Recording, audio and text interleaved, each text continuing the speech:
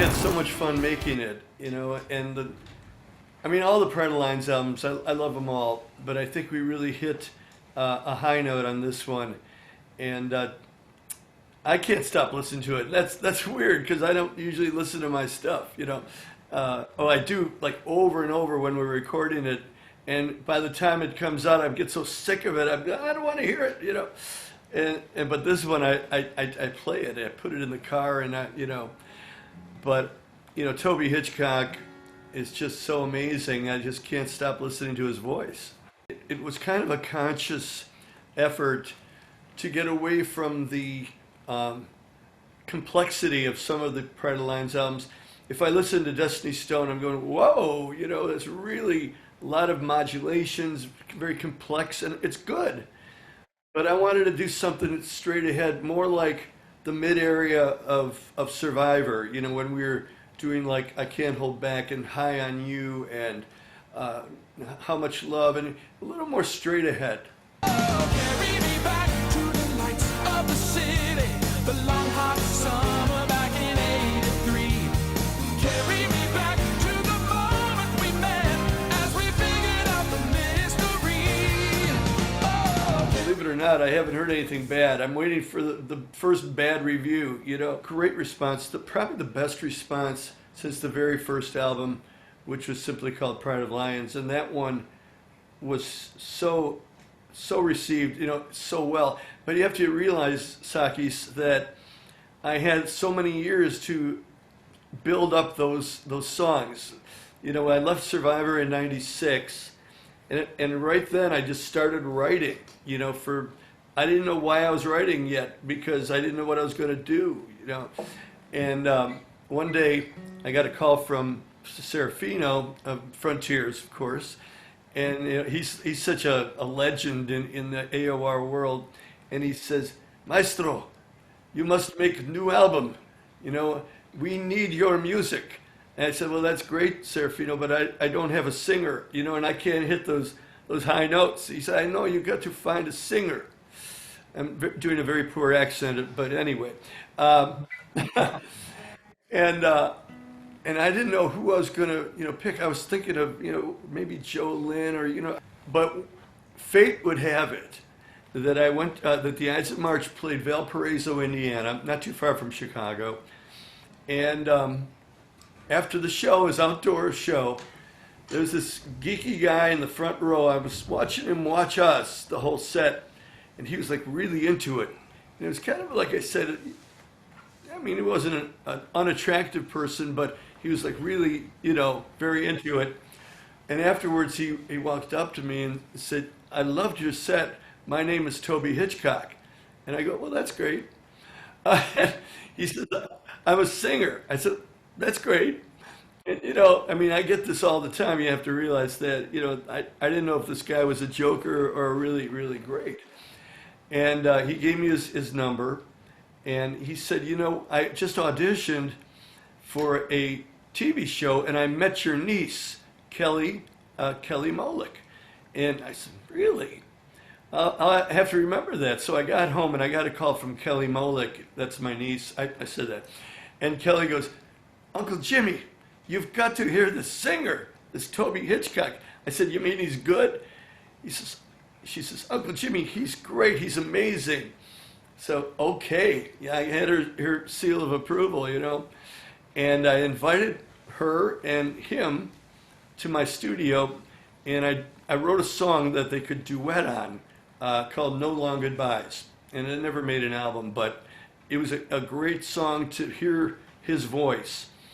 And he went up, well, first of all, he's a goofball and he's a joker. He came over with these false teeth, these goofy teeth. He looked like a moron, and I thought there was real teeth. I really felt sorry for this guy. And I go, "Hi, nice to meet you, Toby." "Oh, those teeth. Ugh." I was thinking to myself. And all of a sudden he takes the teeth off. "Ah!" And I'm going, "Oh, thank God that's not your teeth," When I heard him behind the mic, sitting right here in the studio that I'm talking from, I heard shades of all these wonderful voices of my favorite singers. I heard some Dennis T. Young. I heard some Tommy Shaw. I I heard some Jimmy Jamison all in one voice, depending on his range and how hard he was singing. I said, dude, you're my new singer. And he was like blown away. But I still had to get the permission from Serafino.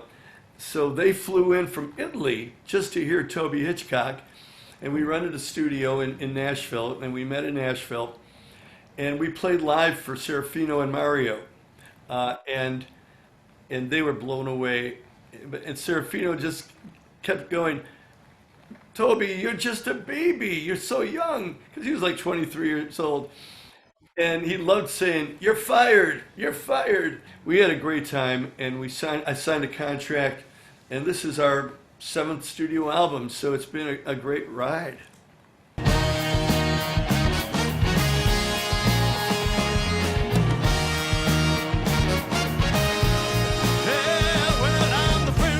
In the black sedan, or would you hop inside my car? I got pickers, got candy, I'm a lovable man, and I can take you to the nearest star. Yeah, I miss live playing very much, but staying extremely busy in the studio, working with some of my biggest heroes. Just Dennis DeYoung's part 2 of his 26 East album is coming out in a couple months, and the first one we collaborated on like 6 songs. On this album, we collaborated on 5 songs. And what's really ironic, I mean, he grew up on the south side of Chicago, but about 10 years ago, he visited me and he liked my neighborhood, which is more the north side of the suburbs. Anyway, he ended up buying a house about a block away from me. So we had no excuse for not writing together. And, I would walk over to his house and we would write. And he'd walk over to he would drive over. He doesn't walk anywhere.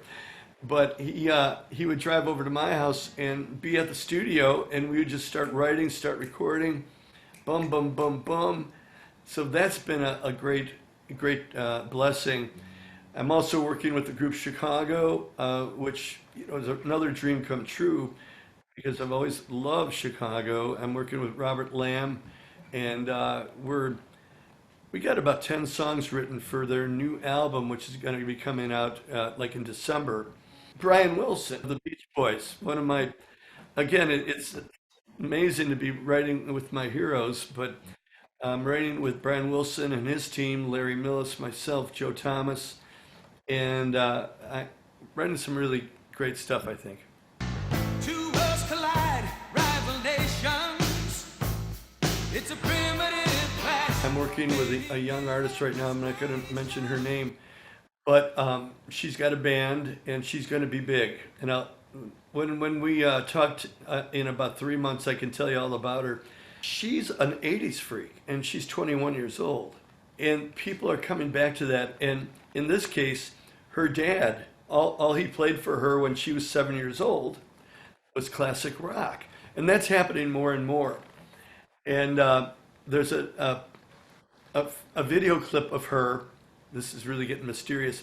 When she was 7 years old, and she's with the grade school band, and she's playing guitar, and they're doing "Eye of the Tiger," and that comes back around. And now the songs she's writing, they sound like they could have been done in the '80s. And here's a fresh face, a beautiful girl, marketing classic rock. And that's what it's going to take. It's going to take a fresh face to really bring back that sound.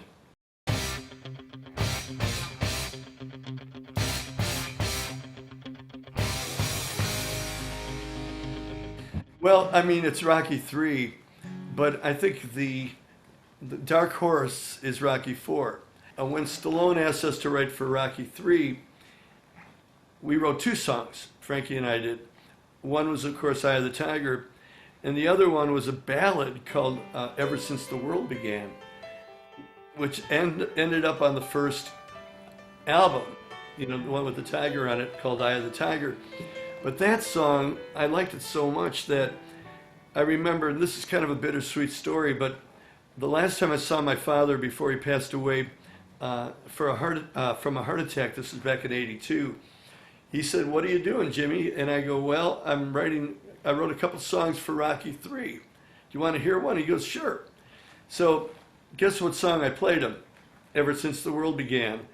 And he loved it. And I said, well, there's another one, but I'll play that for you later. And in the meantime, he passed away. He never got to hear Eye of the Tiger, and I still kick myself for not playing it for him. And I stand alone, a man is stood against the driving rain. And the night has got your number as the wind it cries away. Best singer I've ever worked with. Nobody, well, Toby comes close, but nobody is Jimmy Jamison. And I remember the first time we heard him, we were auditioning people because Dave had left the band. He was having severe throat problems and needed about a couple of years off. And we couldn't give him a couple of years off. We had to keep rocking. Luckily, a great singer came along from the Chicagoland area. His name was Kevin Chalfant. And we were just about ready to say, you're in. And 2 days later, this gentleman came into Chicago on recommendation from a good friend of mine named Frank Rand, who said, well, Jimmy, there is a guy that's in a band right now that they're about to break up, and you really got to hear this band. And I said, okay, great. And he sent me, I don't know how, I think he sent me the album of the group, and I heard this voice. And the songs were not great, but I heard something magical in the voice, and that voice was Jimmy Jamison. He flew into town, and Frankie and I had just finished 2 songs, The Search Is Over and Broken Promises. So to audition Jimmy, first of all, he was a pure gentleman, Southern gentleman. I mean, I swear to God, he was so polite and so wonderful and so nice. Like, are you real? The first song we taught him was Broken Promises, and he learned it like that. Summer and smoke, diamonds and dust. Go where you will, do what you must. And we go, holy crap. Goosebumps just thinking about that moment. And so he learned Broken Promises. And we had this shitty PA in the carpet warehouse where we used to rehearse. He made that PA sound great. I go, wow, I thought this PA sucked, and it's really sounding good. So the next song was, okay, let's see how he does on a ballad.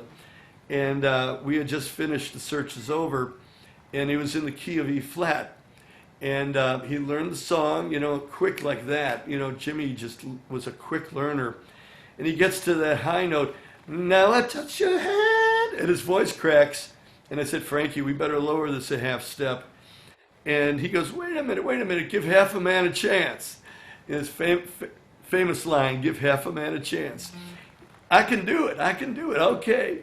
And the next time, man, he hit that note so strong, and he proved to both of us and the band that he was a winner, and after the rehearsal, I said, you're in, Jimmy. And it was just a great day. And then the Scotty brothers heard him and go, wow, we got a smash singer here.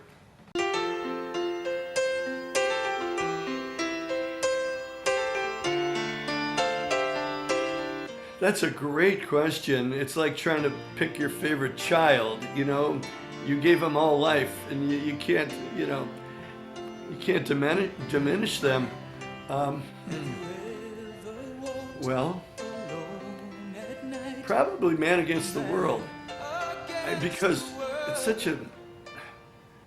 it's a song about all of our struggles, and when I get really down, I'll play that song because it's all about the struggle, but it's all about triumph. It's both, and I would have to say that's my favorite song, maybe of all time, and it's not that it was a big hit, it was an album cut. But here's the good news. Stallone contacted me and said that they're doing a director's cut of Rocky IV. It's going to come out in about 3 weeks. And he wanted my permission to use Man Against the World as the end title. I said, are you kidding? It finally has its day, So wait for the director's cut of Rocky IV. And you'll hear my favorite song, Man Against the World.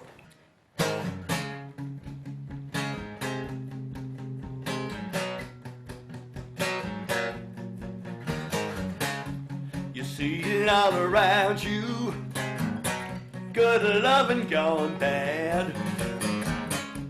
And usually it's too late when you realize what you had.